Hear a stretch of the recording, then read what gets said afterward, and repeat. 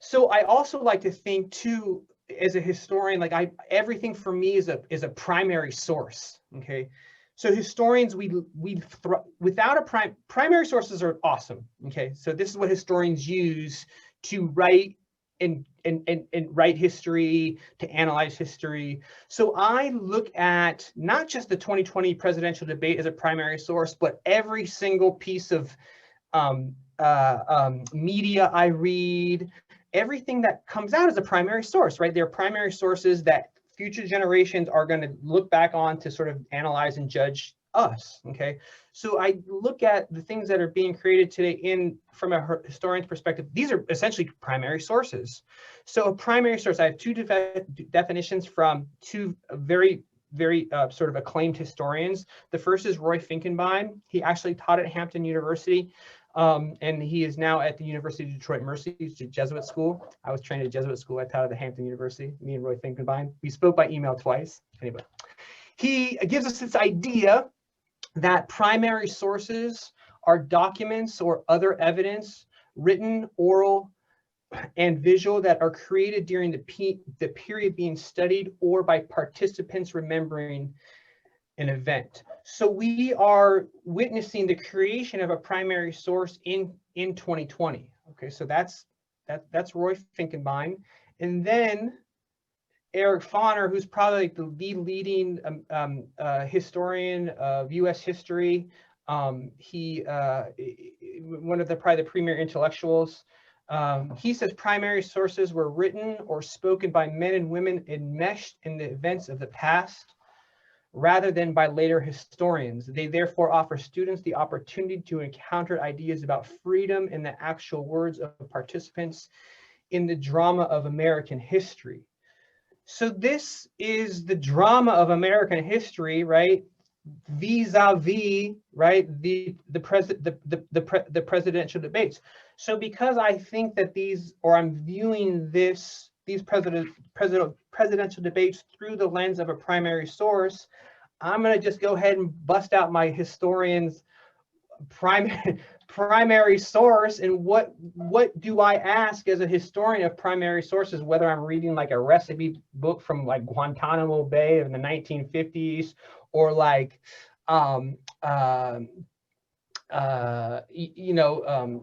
runaway slave ads in the colonial press. You ask these questions of primary sources, and the first question that you ask is you want to ask, who creates the document, or who created the document? And in this case, the document is the oral evidence or the debate. Okay, so we could begin to sort of answer this question, because when we ask who creates the document, we have to consider who the author is, the author's gender, the author's class, the author's ethnicity, the author's region, their religion, their social status, etc., etc., etc., because then we could determine, or better determine, the author's point of view.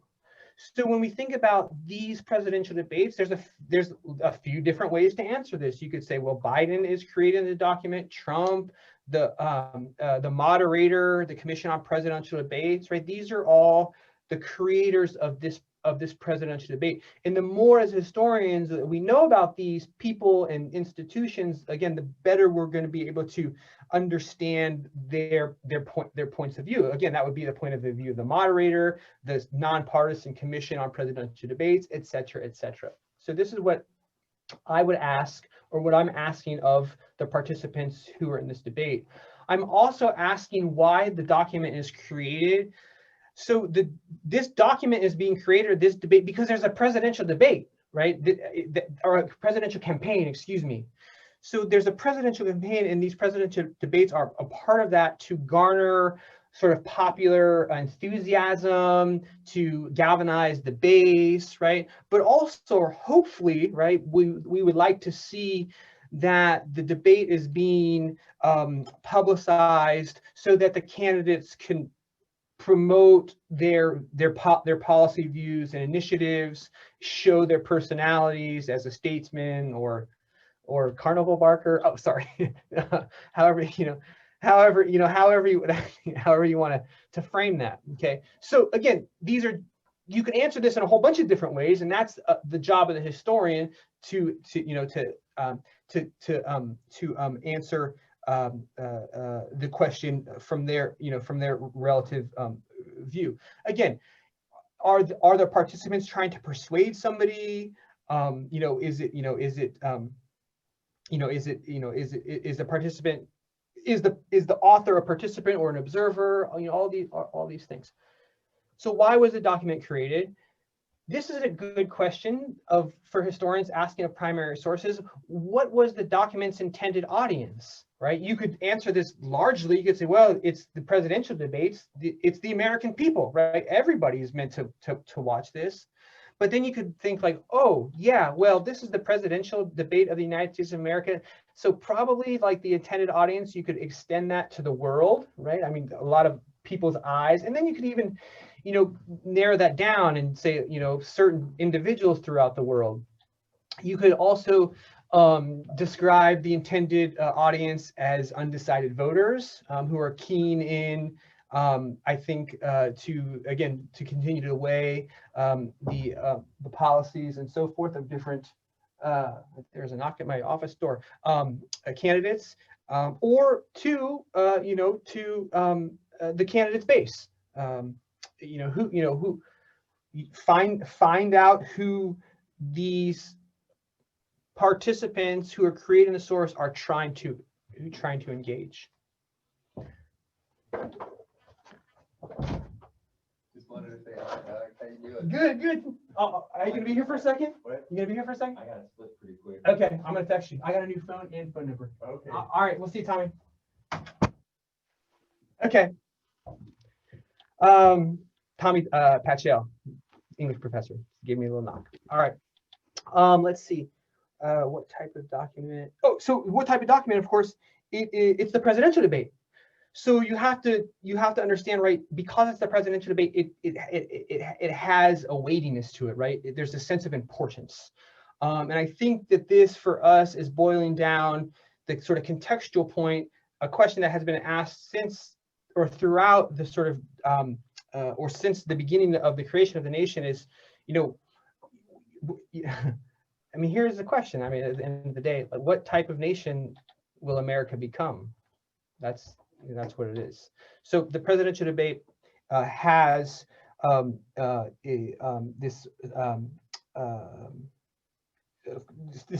this profound significance because of the importance of the office. And then finally, you're going to say, when was the document created?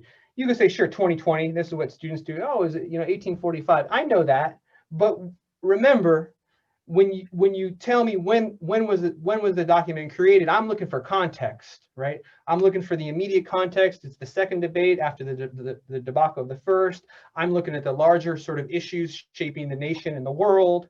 Okay, so this will of course help us give the sort of particular environment and contemporary values, belief system, culture, and so forth. Okay, so that's, again, these are just very simple historian techniques: contextualization, comparison, and analysis, and then this idea that this is a primary source, and then you can investigate the primary source through this question of analysis.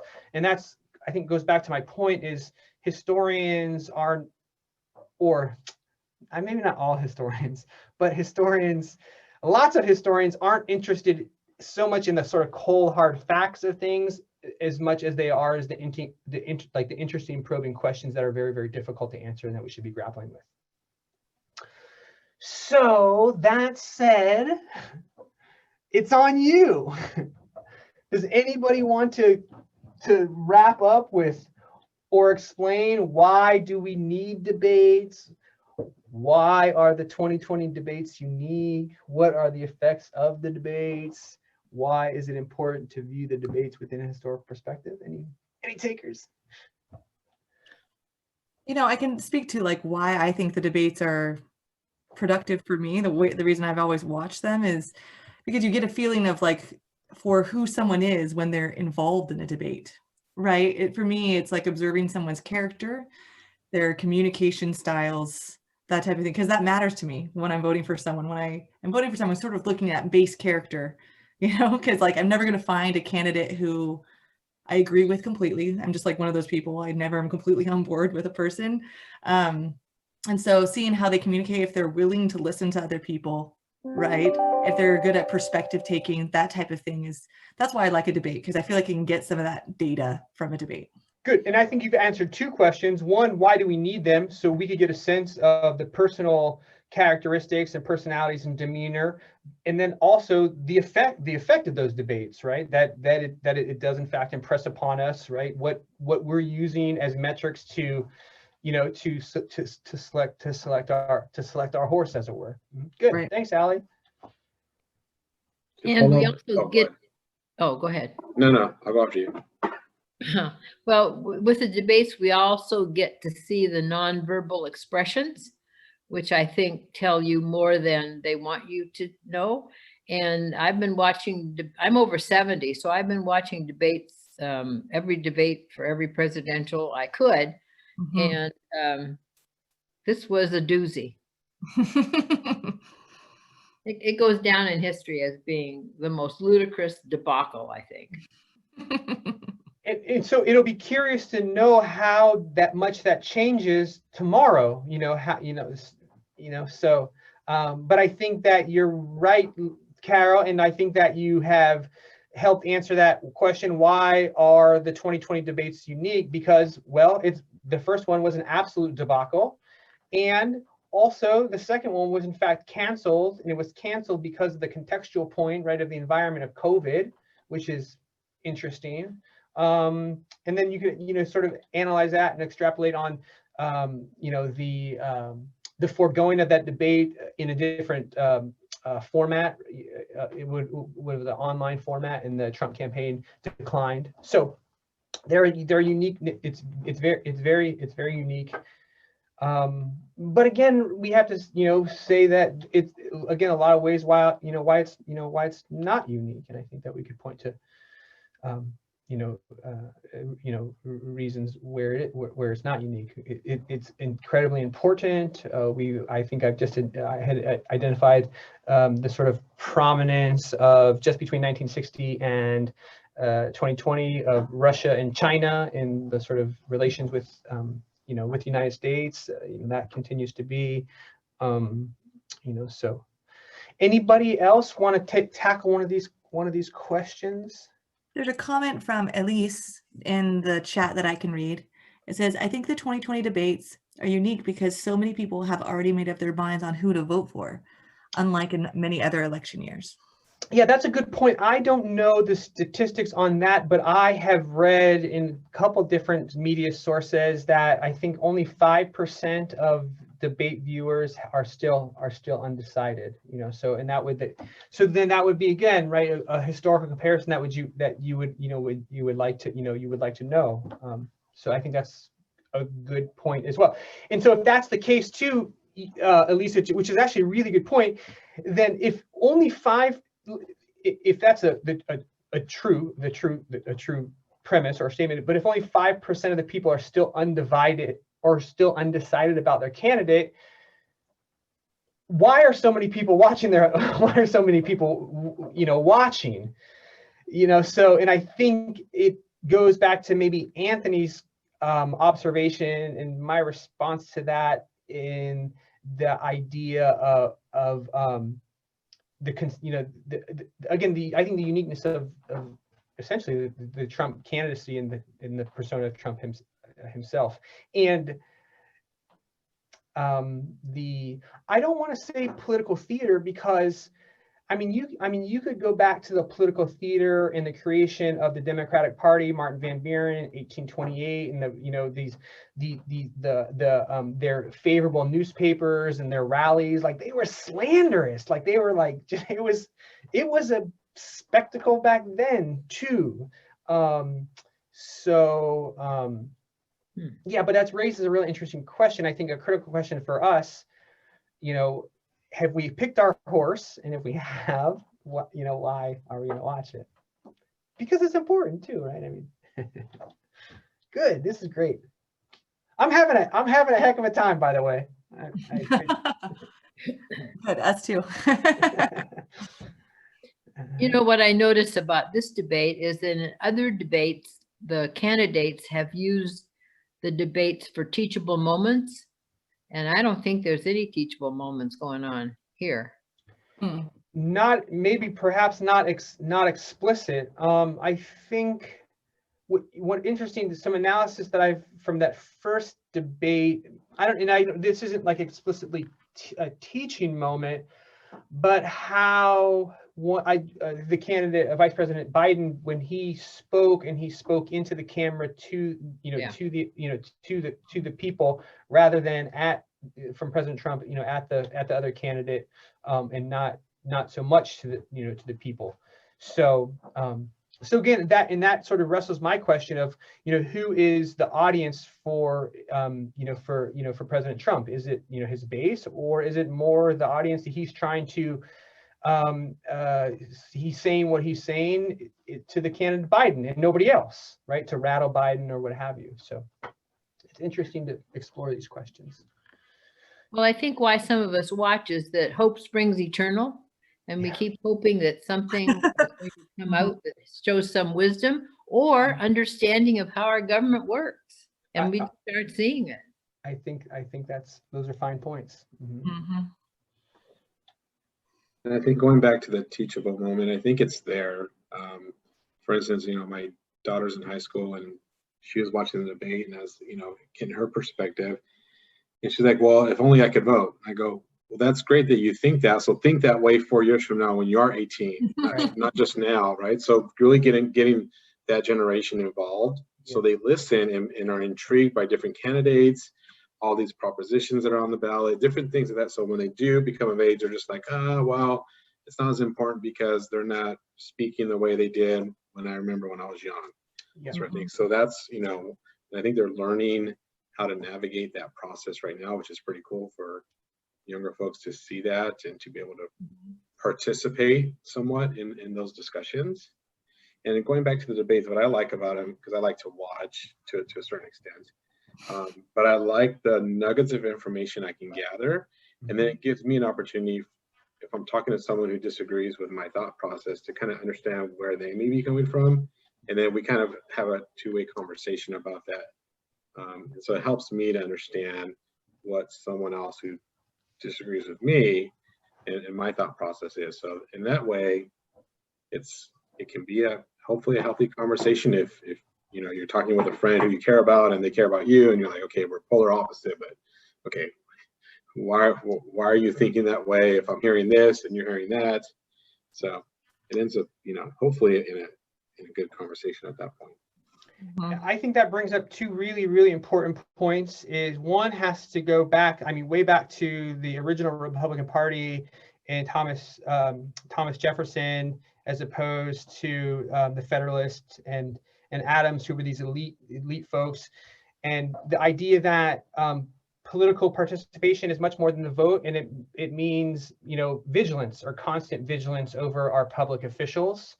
So that's good that Anthony's daughter is engaging in that. Even though she can't vote, she's being very, very vigilant of the political process in presidential debate currently. So that's one real smart point that Anthony brought up. And I think the other thing is that he brought up that, and Ali did too, that it shows a president's debate style. And we have to imagine exactly what Anthony said, that this president our next president is going to be negotiating with other foreign leaders, his own cabinet members, right? Legislators, and what is his style in confronting opposing opinions and perspectives. So I think that is another reason why this is important. So good, that's great, Anthony.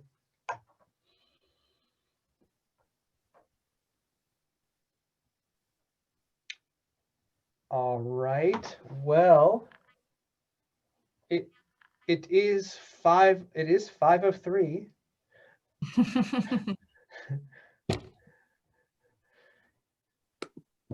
Okay, so quick question before we end. Do you ahead. think the format will ever change? So we have debates earlier in the election cycle because of early voting, and I don't see that trend going away. I'm just curious what you think from a historical perspective. We always do it so late into it, where if it was earlier, even in right after the what do you call them? The primary. Right after the conventions, where the nomination's made, then we jump right into debates instead of waiting.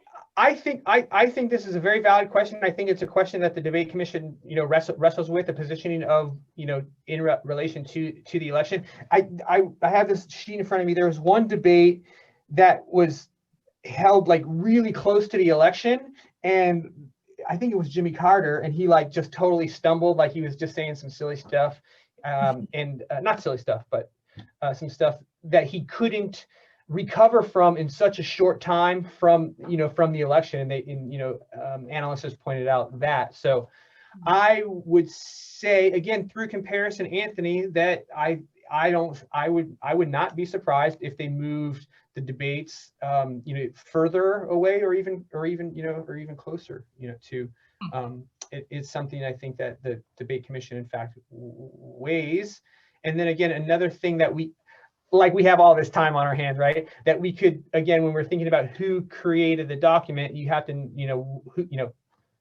who's on the presidential debate commission. It's nonpartisan, I know that much, but what are their, what are the questions and conversations that they're having, and how does that inform really the context of and the timing of these debates? So, but to answer your question in short, Anthony, I think I think it'll change for sure. Dr. McKiernan, I had a question. What's up, Jesus? I'm blessed here. How are you, everyone? So my question is like, do we see the presidential debates shifting, like at least how I see in some other countries? I want to say like the level of just unorganization and pettiness, because I do know that like our presidential election was very unorganized last time. So are we going to see that disruptive change in style in the debates now? That's my question. That's a good question. And again, I don't know how, when you joined the conversation, but we thought, I think came to a consensus, at least a loose consensus, that one of the things that was unique about this presidential debate was the character and personality of the president himself, that we've never had, that sort of debate style and sort of chaotic nature. So that doesn't mean it will never happen again, right? I mean, but it also suggests that there is a pattern or precedent of civility and dialogue, in presidential debates. And then we've also seen that the debate commission has responded and made, I think the quote was a sort of additional structure, which is meant to tap down on that chaotic interruption by, employing the mute button. That said, Jesus, we have to think about, not just on a sort of a federal level, but in in state and local levels, what type of candidates will follow in the mold of the president. The sort of whole question is like, does Trumpism go away when Trump goes away? That remains to be seen. But I think, Jesus, that there will be, there's already in the immediacy of the last debate to move towards a level of at least not chaotic. I don't want to say civility. So that would be my first point. I don't think it's going to, every presidential debate hereafter is going to be like that. I think that will be largely an anomaly. And then the other point, Jesus, is I know that we have young leaders like yourself who will be at the podiums in the future. And because you are, I'm not saying this in jest at all, but because you're civil and you're secure in yourself, and you'll bring a debate style that will, attract, followers and, and again, just a better mold of politician. So I think going back to that point of it being a teaching point, I think for Anthony's daughter, Jesus, the young folks, it's, how do you want the presidential debates to be, or political debates in general, and what type of nation do you want this nation to be too? So you got it, Jesus. Thank you, Dr. McKiernan, for Pues a la orden, a la orden. Yeah, I don't know. It's like I think at some point, is it okay if I comment really quickly? So y'all know how in Congress, so they actually is I've seen this done sometimes, not well in well, I don't think I've seen it widespread, but I've seen it like where like they're in their seats and they bring out like a poster and like protest and like bring it out. Actually, I think when I see that, I think it's only a matter of time before it reaches other officials like the presidents, and they'll start like disrupting like that, with something. Like I know that in Mexico they do that. That's what they did. They just like pictures that would expose people like everything. So it's like I think what I was seeing, and I say that because I mean we have to look at it from like a historical perspective, right? And that kind of like I mean when President Trump kind of went like that's his like, we might not agree, well, some of us might not agree with it, but that's his style. And he went, towards, the ad hominem attacks, saying, oh, like your son is a crackhead. Like, I think that when we view that, and then when we have that paradigm, we have to start seeing how that's gonna shift how we have political discord in the future. So, I mean, no, I don't know. There's a lot to take in, absolutely. Yeah.